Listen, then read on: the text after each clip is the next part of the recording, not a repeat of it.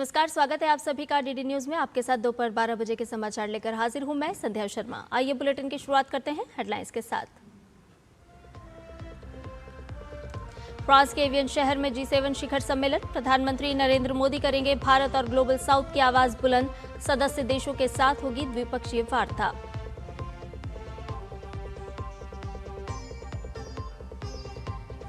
NEET UG री exam से पहले सरकार का बड़ा फैसला, टेलीग्राम ऐप पर लगाई 22 जून तक रोक, छात्रों के पक्ष में सरकार का अहम निर्णय, एनटीए ने फैसले का किया स्वागत।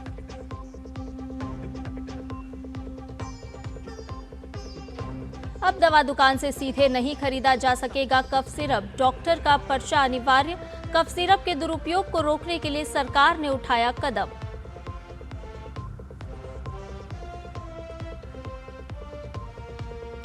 ईरान डील पर अमेरिका और इजरायल आमने सामने, इजरायल को रास नहीं आ रही अमेरिका ईरान की युद्ध रोकने पर सहमति, इजरायल ने कहा वो अमेरिका ईरान समझौते की शर्तों से नहीं बंधा।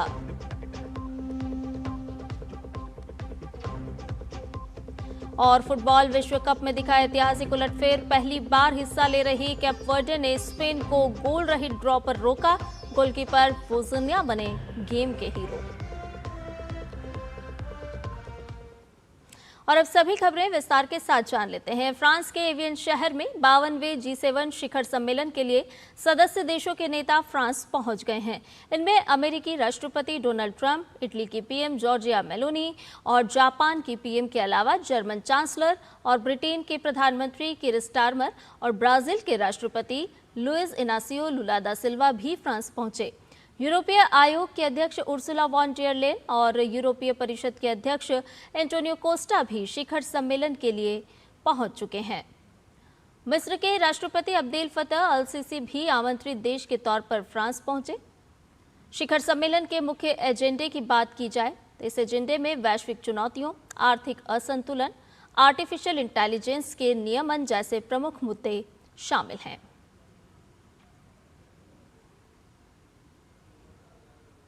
वैश्विक शक्ति का मंच G7 तैयार है। आइए आपको बताते हैं कि क्यों है ये खास। 7 बड़ी विकसित अर्थव्यवस्थाओं का ये समूह है। ग्राफिक के जरिए भी आपको समझाते हैं।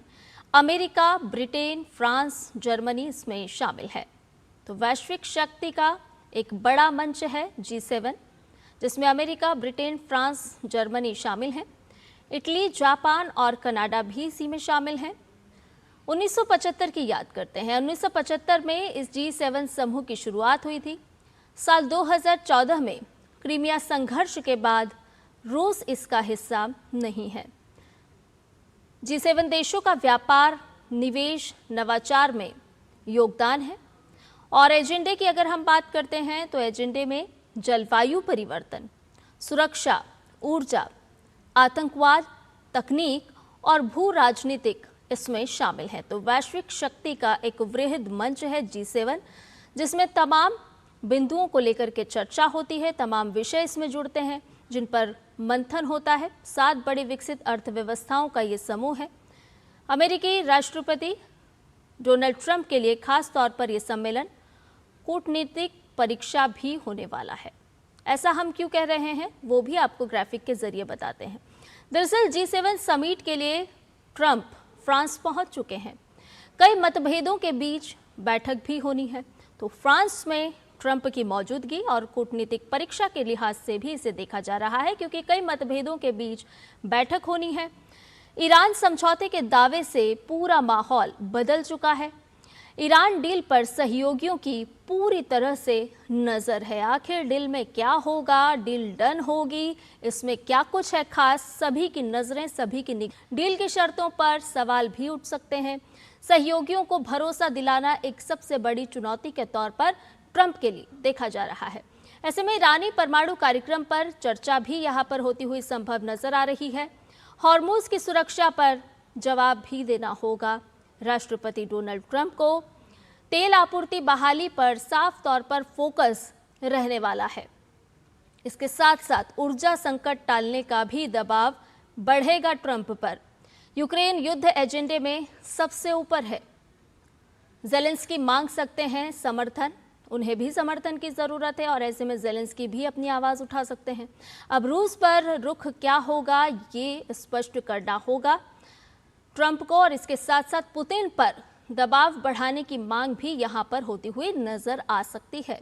यूरोपीय सहयोगियों को साधना एक सबसे बड़ी चुनौती है और इसीलिए कूटनीतिक परीक्षा के लिहाज से ट्रंप को देखा जा रहा है यहाँ पर, और चीन पर साझा रणनीति आसान तो नहीं बनती हुई नजर आ रही है। व्यापारिक विवाद भी यहाँ पर तनाव बढ़ा सकते हैं। और पूरे G7 की बात करें तो G7 की एकजुटता बचाना बड़ी परीक्षा हो सकता है।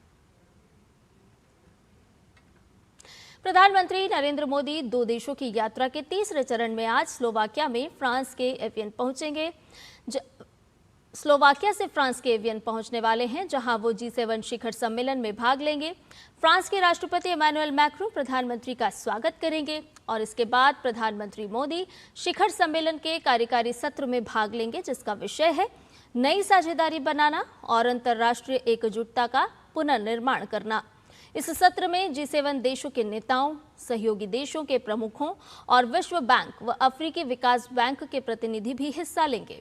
इसके अलावा प्रधानमंत्री नरेंद्र मोदी कनाडा के प्रधानमंत्री मार्क कार्नी, ब्रिटेन के प्रधानमंत्री कीर स्टारमर और संयुक्त अरब अमीरात के राष्ट्रपति शेख मोहम्मद बिन जायद अल नहयान के साथ द्विपक्षीय बैठकें भी करेंगे। G7 शिखर सम्मेलन में भारत सिर्फ एक आमंत्रित देश नहीं बल्कि ग्लोबल साउथ की सशक्त आवाज बनकर पहुंचा है। भारत G7 शिखर सम्मेलन में 13वीं बार हिस्सा ले रहा है और प्रधानमंत्री नरेंद्र मोदी लगातार 7वीं बार इसमें शामिल हो रहे हैं।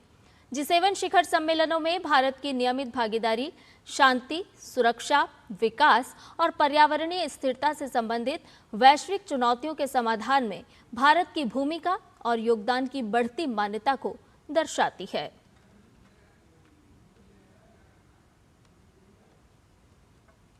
अब G7 में भारत की भूमिका बहुत ही अहम है, महत्वपूर्ण है। हिंद प्रशांत क्षेत्र में भारत का क्योंकि महत्वपूर्ण स्थान है। ऐसे में ग्लोबल साउथ की आवाज को भारत ने हमेशा से बुलंद किया है। आतंकवाद की अगर हम बात करें तो आतंकवाद के खिलाफ एकजुटता का आह्वान हर वैश्विक मंच पर भारत करता रहा है।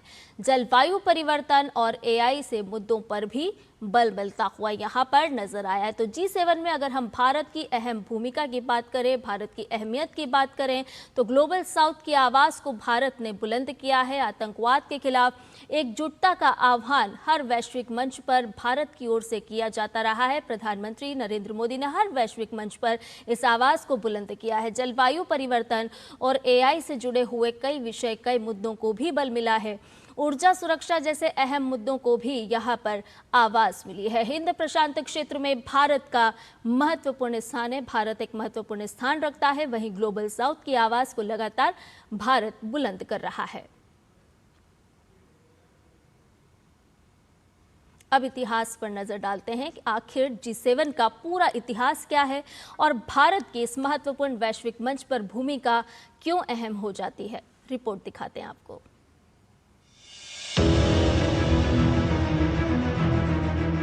वैश्विक स्तर पर संयुक्त राष्ट्र से इतर कई अन्य बहुपक्षीय मंच हैं जहां दुनिया की विभिन्न समस्याओं पर चर्चा होती है। प्रधानमंत्री मोदी के नेतृत्व में भारत लगातार इन मंचों पर अपनी मजबूत उपस्थिति दर्ज कराते हुए भारत समेत विकासशील दुनिया की समस्याओं को उठाता रहा है। ऐसा ही एक प्रभावशाली मंच है G7 यानी ग्रुप ऑफ 7।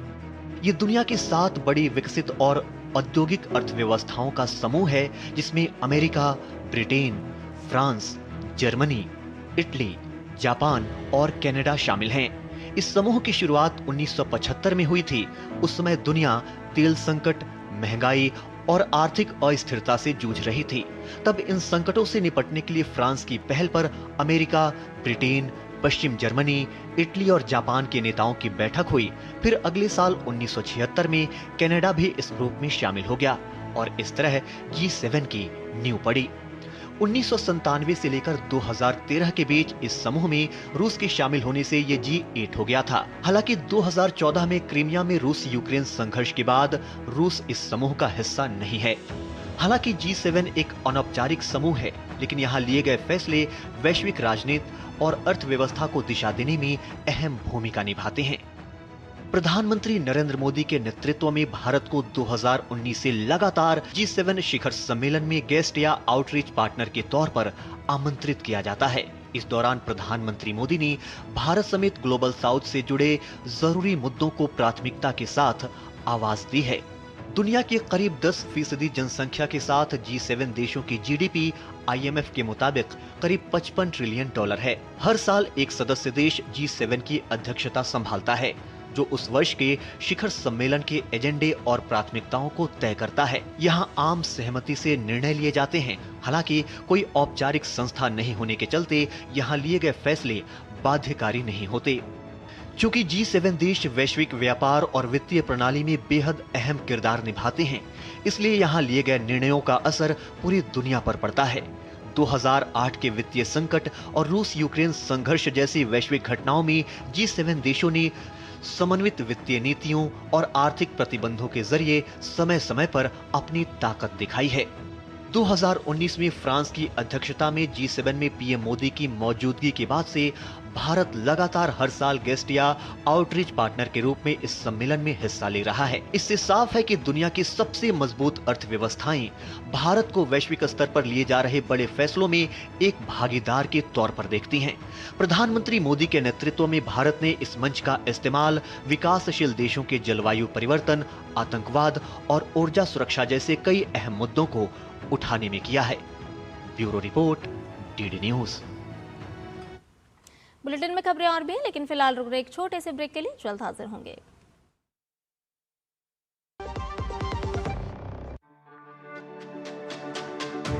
मेरी पसंद, मेरी पसंद,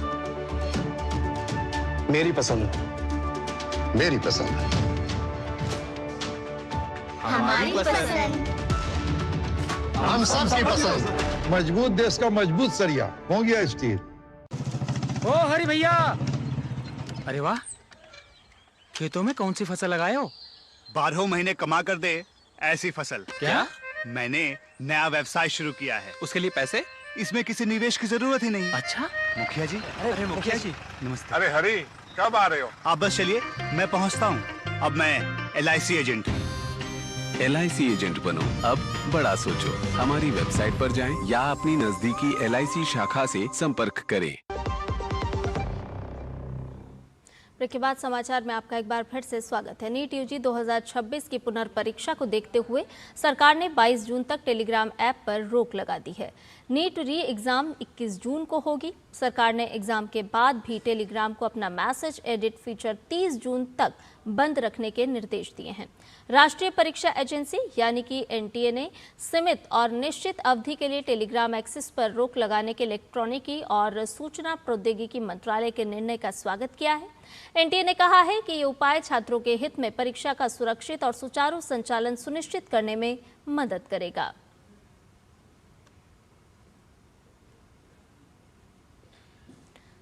तो नीट UG री एग्जाम के लिए 10 लाख से ज्यादा छात्रों ने एडमिट कार्ड डाउनलोड भी कर लिए हैं। नेशनल टेस्टिंग एजेंसी ने जानकारी देते हुए कहा है कि करीब 24 घंटे के भीतर 10 लाख से अधिक अभ्यर्थी अपने एडमिट कार्ड डाउनलोड कर चुके हैं।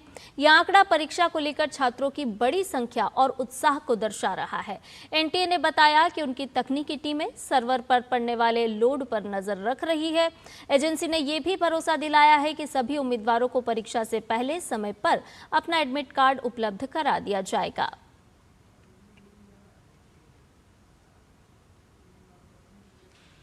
इधर बिहार पुलिस भर्ती परीक्षा के अभ्यर्थियों के लिए रेलवे ने खास इंतजाम किए हैं। आज और कल रेलवे स्पेशल ट्रेनें चला रहा है। इन ट्रेनों से अभ्यर्थी बिना किसी परेशानी के परीक्षा केंद्रों तक पहुंच सकेंगे। पाटलिपुत्र से शाम 8 बजे किशनगंज के लिए स्पेशल ट्रेन रवाना होगी। पटना से रात 9 बजे नरकटियागंज के लिए स्पेशल ट्रेन चलाई जाएगी। पाटलिपुत्र से रात 10 बजे अररिया के लिए भी एक स्पेशल ट्रेन चलाई जा रही है।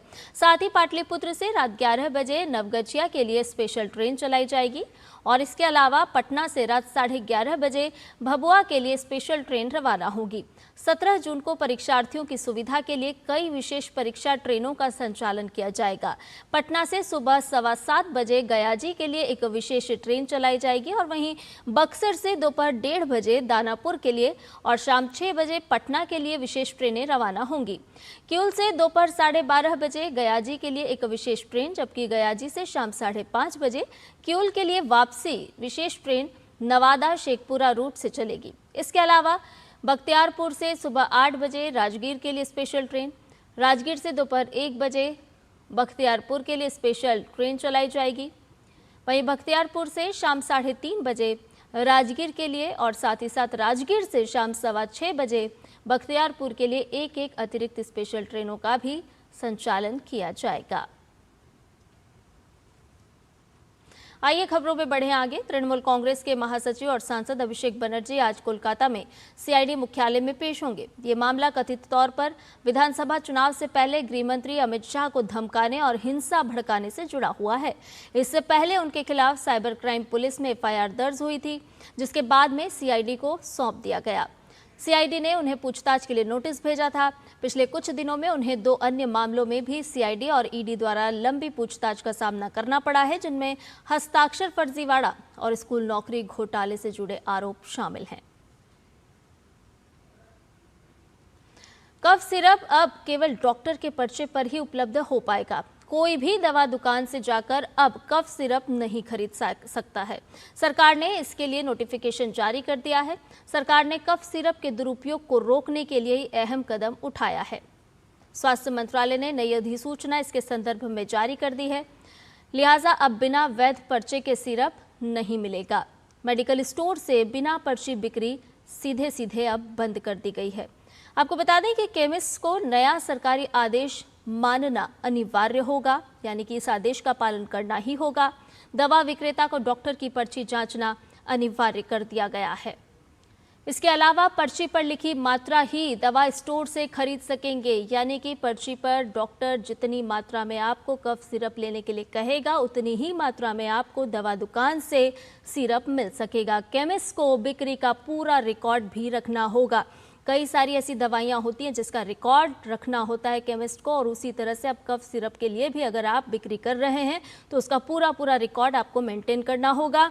नियम तोड़ने पर मेडिकल स्टोर का लाइसेंस रद्द कर दिया जाएगा, यानी कि सावधान रहना होगा अब मेडिकल स्टोर्स को, मेडिकल संचालकों को। अगर बगैर पर्ची सिरप बेचा तो फिर आपकी खैर नहीं होगी। नियम तोड़ने वालों पर सरकार का एक्शन होगा और इसीलिए इस सख्त चेतावनी सरकार की ओर से जारी कर दी गई है। स्वास्थ्य मंत्रालय ने यह अधिसूचना जारी की है। अब ऐसे में आपको बताते हैं कि आखिर क्यों सिरप पर सख्ती की जरूरत पड़ी है। तो ग्राफिक के जरिए आपको समझाते हैं, क्योंकि युवाओं में सिरप का नशा लगातार बढ़ रहा था और यही वजह रही कि सरकार को सख्त कदम, मंत्रालय को सख्त कदम उठाना पड़ा है। दवा के रूप में सिरप का गलत उपयोग करने की शिकायत मिल रही थी। नशे की प्रवृत्ति पर लगाम लगाना इसका खास मकसद है, लक्ष्य है। खुलेआम बिक्री से मॉनिटरिंग में दिक्कत आ रही थी, यानी कि इसकी कोई सुचारू संचालन नहीं होने की वजह से मॉनिटरिंग नहीं हो पा रही थी।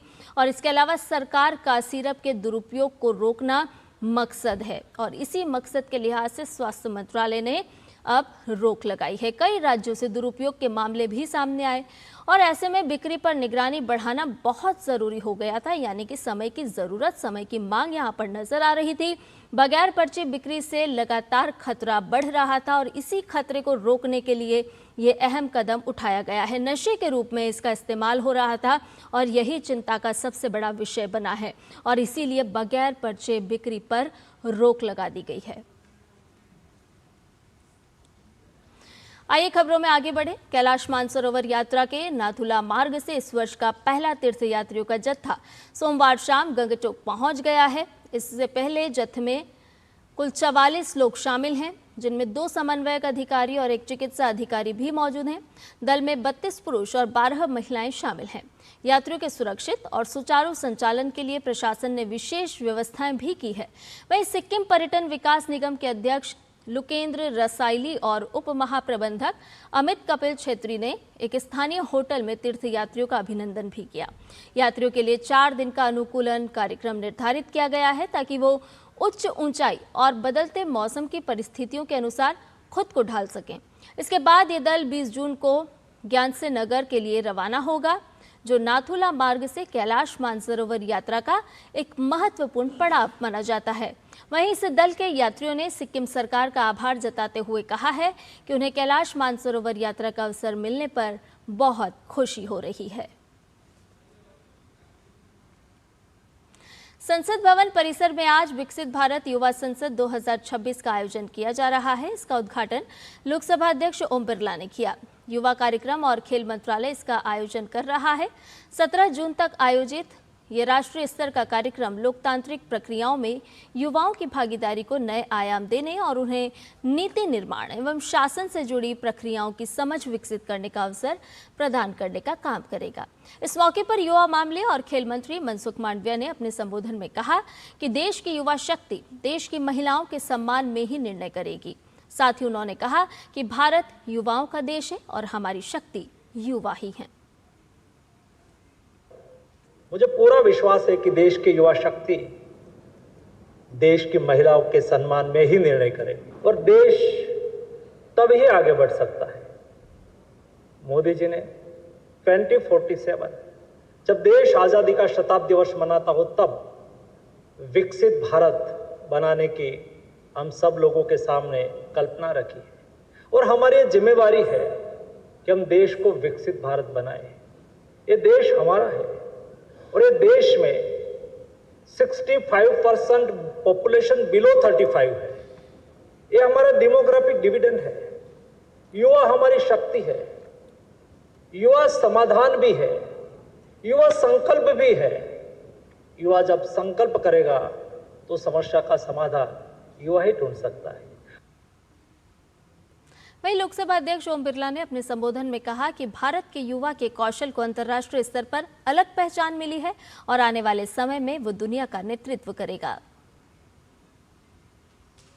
अभी कुछ दिन पहले जब माननीय प्रधानमंत्री जी फ्रांस गए तो फ्रांस के राष्ट्रपति ने कहा कि भारत का युवा आकांक्षी है, भारत के युवाओं का सपना बड़ा है और आने वाले समय के अंदर भारत का युवा ही तकनीकी और टेक्नोलॉजी के अंदर दुनिया का नेतृत्व करेगा।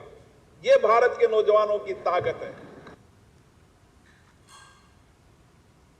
रुक करते अंतर्राष्ट्रीय खबरों का। अमेरिका और ईरान के बीच युद्ध रोकने पर सहमति के दौरान नेतन्याहू और ट्रंप के बीच टकराव के हालात फिर से बन गए हैं। ये टकराव अब ऐसे समय में सामने आया है जब अमेरिका और ईरान के बीच 19 जून को डील साइन होनी है, लेकिन नेतन्याहू ने लेबनान, गाजा और सीरिया से अपनी सेना पीछे हटाने से साफ इनकार कर दिया है। एक इंटरव्यू में उन्होंने कहा कि इजरायली सैनिक जब तक डटे रहेंगे तब तक जरूरत होगी। साथ ही नेतन्याहू ने फिर अपने वादे को दोहराया कि किसी भी समझौते की शर्तों के बावजूद ईरान को कभी भी परमाणु हथियार हासिल नहीं करने दिया जाएगा। नेतन्याहू और ट्रंप के बीच पहले भी कई बार इस बात पर मतभेद रहा है कि इजरायल लेबनान में ईरान समर्थित हिजबुल्लाह के खिलाफ कार्रवाई रोकने को तैयार नहीं है, जबकि ईरान की मुख्य मांग यही है कि लड़ाई बंद की जाए, जिस पर अमेरिका भी सहमत नजर आ रहा है। दरअसल बेंजामिन नेतन्याहू को उम्मीद थी कि डोनाल्ड ट्रंप के साथ मिलकर लड़ी जाने वाली लड़ाई ईरान के धार्मिक शासकों को सत्ता से हटा देगी और देश में होने वाले चुनावों से पहले उनकी स्थिति मजबूत करेगी। लेकिन इस युद्ध में तस्वीर वैसी सामने नहीं आई जैसा सोचा गया था। इसके उलट हुआ ये कि इजराइल के सबसे लंबे समय तक प्रधानमंत्री रहे नेतन्याहू अब ट्रंप के साथ टकराव की स्थिति में आ गए हैं। अमेरिकी राष्ट्रपति ट्रंप ने ट्रुथ सोशल पर एक पोस्ट में लिखा है कि ईरान कभी भी परमाणु हथियार न रखने पर सहमत हो गया है। साथ ही ट्रंप ने उन खबरों को गलत बताया जिनमें कहा गया था कि अमेरिका ईरान को $300 मिलियन दे रहा है। ट्रंप ने इसे डेमोक्रेट्स का द्वारा फैलाई गई फेक न्यूज़ करार दिया है। आपको बता दें कि ईरान और अमेरिका के बीच युद्ध विराम समझौते पर सहमति के बाद अब दोनों पक्ष शुक्रवार को स्विट्जरलैंड में डील पर हस्ताक्षर करेंगे। और अब खबरें फुटबॉल विश्व कप से जुड़ी हुई।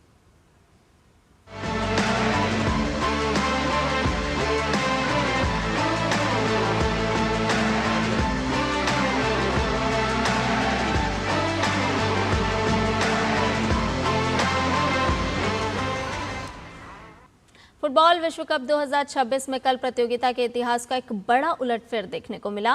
विश्व कप में पहली बार हिस्सा ले रही कैप वर्डे ने अपने डेब्यू मैच में ही खिताब की प्रबल दावेदार और 2010 की चैंपियन स्पेन को गोल रही ड्रॉ पर रोककर सभी को चौंका दिया। स्पेन की तरफ से 27 शॉट्स देखने को मिले, जिसमें से 16 बॉक्स के अंदर थे और 7 टारगेट पर थे। हालांकि इसके बावजूद स्पेन की टीम गोल नहीं कर पाई। स्पेन की फीफा रैंकिंग 2 है, वहीं कैप वर्डे की रैंकिंग 67।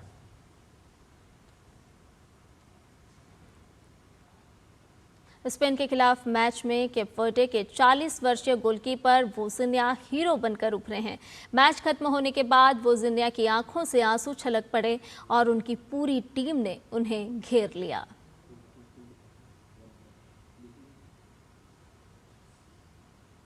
समाचार में फिलहाल के लिए इतना ही। मुझे दीजिए इजाजत। नमस्कार।